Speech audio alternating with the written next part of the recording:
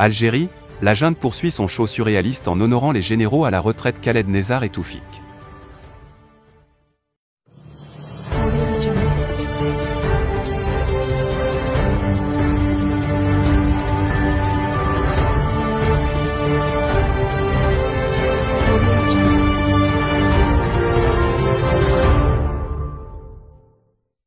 هذا تكريم وعرفان لم يتمكنوا من الحضور لدواعي صحية وستسلم لهم الشهادات في بيوتهم.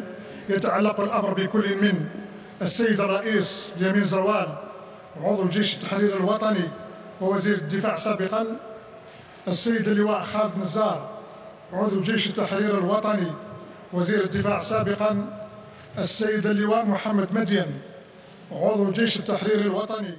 Le président Tebboune a honoré les généraux à la retraite Khaled Nezzar et Mohamed Medienne, dit Toufik, architecte du carnage de la décennie noire et cible des manifestants du Irak. Cette proclamation de la toute-puissance du clan, naguère décimé par Ahmed Gaïd Salah, ouvre la voie à une nouvelle vendetta dans l'armée algérienne. C'est une grave insulte que le régime algérien vient de proférer à l'encontre des Algériens, à l'occasion de la toute nouvelle journée nationale de l'armée, instituée en juin dernier par décret présidentiel et célébrée pour la première fois hier, jeudi 4 août. Il y a un mois, c'était le défilé militaire, une séquence ultra-martiale célébrant le 60e anniversaire de l'indépendance de l'Algérie, mais qui visait surtout à envoyer un message d'intimidation au peuple algérien. Aujourd'hui, c'est au tour d'anciens généraux ayant, pour la plupart, beaucoup de sang algérien sur les mains, d'être couverts d'honneur. Des généraux à la retraite, ayant occupé des fonctions importantes et stratégiques à la tête de l'État, ont eu droit aussi aux honneurs. Il s'agit de l'ancien président de la République, 1995 à 1999. Yamin Zeroual, de l'ancien responsable des renseignements, Mohamed Medienne, dit Toufik, de l'ancien chef d'état-major de l'armée nationale populaire de 1988 à 1990, puis ministre de la Défense nationale entre 1990 et 1993 Khaled Nezzar, de l'ancien directeur général de la prévention et de la sécurité, 1988 à 1990. Mohamed Betchine et enfin de l'ancien chef de la 3e région militaire et de la 8e division blindée Hossein Benadid, énonce des médias algériens. Bien que certains de ces anciens généraux sont actuellement toujours recherchés et poursuivis en Europe pour crimes de guerre et crimes contre l'humanité, à l'instar de Khaled Nezzar, ils viennent paradoxalement d'être honorés, à la surprise générale, par le président algérien, Abdelmajid Tebboune. Aucun de ces octogénaires réhabilités n'a assisté à cette cérémonie, pour cause de maladies chroniques. Leurs distinctions leur seront livrées à domicile, précise un porte-parole de l'armée algérienne, car ces généraux vampires n'aiment pas apparaître sous les 5 ligues. Il est à rappeler que le général Nezzar et le général Toufik ont été l'une des cibles privilégiées du Irak, en raison notamment de leur implication directe dans les tueries de la décennie noire, qui ont fait plus de 250 000 morts parmi les civils algériens. Leur réhabilitation peut être interprétée comme un doigt d'honneur, adressé par Tebboune aux manifestants du Irak. Revanchard, le président algérien a sans doute toujours en tête le slogan phare des manifestants du Irak. Tebboune l'usurpateur a été imposé par les militaires. Autant dire que la toute première célébration de la journée nationale de l'ANP a été à jamais souillée par la décoration des principaux généraux qui ont ensanglanté l'Algérie au cours de la décennie noire des années 1990. Ces vieux généraux, récemment honorés, sont encore omnipotents, malgré leur condamnation à de lourdes peines d'emprisonnement par la justice algérienne.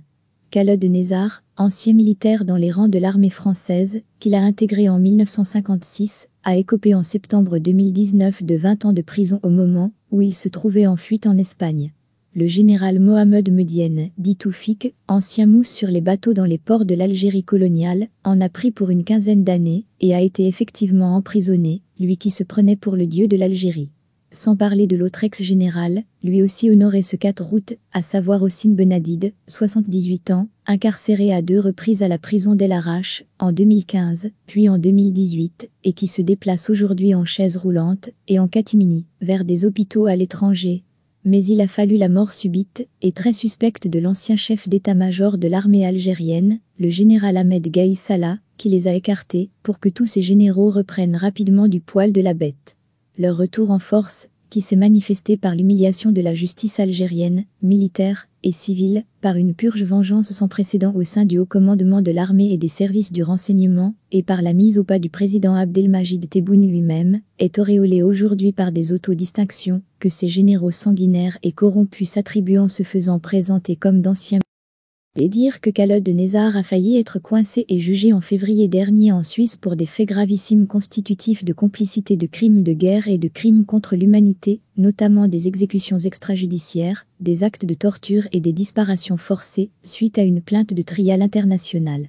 Tous ces généraux, qui ont directement dirigé l'Algérie d'une main de fer pendant de longues années, avant de connaître toutes sortes de tracasseries et tourments judiciaires, voire la prison et la décadence, se retrouvent aujourd'hui à être honorés par de hautes distinctions étatiques.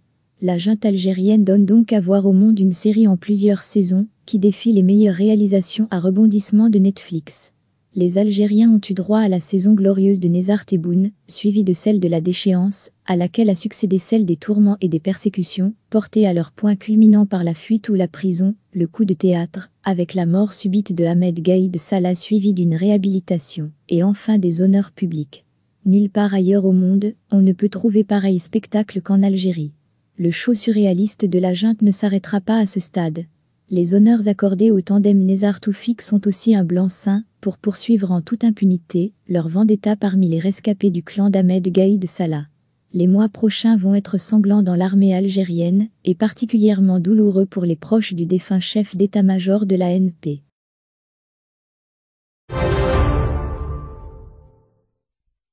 Tindouf, violents affrontements tribaux sur fond de trafic de drogue. La condamnation du fils du ministre des miliciens réservistes du Polisario Mohamed Lamine Bouali à 15 ans de prison, Sidi Ahmed Ould Mohamed Lamine El Bouali d'Issouida, a enflammé les camps, et particulièrement celui de Rabouni censé abriter l'administration polisarienne à Tindouf et depuis, nul répit.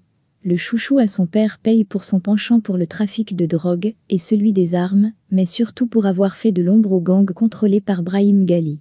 Bref, aussitôt la lourde sentence annoncée à l'encontre de ce prétendu fils d'une éminence polisarienne, et de surcroît intime de Chenegria, puisqu'affinité et un peu plus, voilà qu'un rassemblement de circonstances se forme, pour se transformer en protestation sauvage. La désobéissance civile des séquestrés a eu vite fait de gagner les autres camps aux alentours de Tindouf en Algérie, poussant même les miliciens séparatistes chargés de l'ordre dans les camps à prendre la poudre d'escampette devant l'ampleur que prenait la rébellion populaire. Il n'est nul doute que la très respectueuse ANP d'une intervention musclée s'est gentiment manifestée, quoiqu'illico presto, histoire tentée de ramener le calme, en vain semble-t-il, puisque le grabuge demeurait jusqu'à aujourd'hui.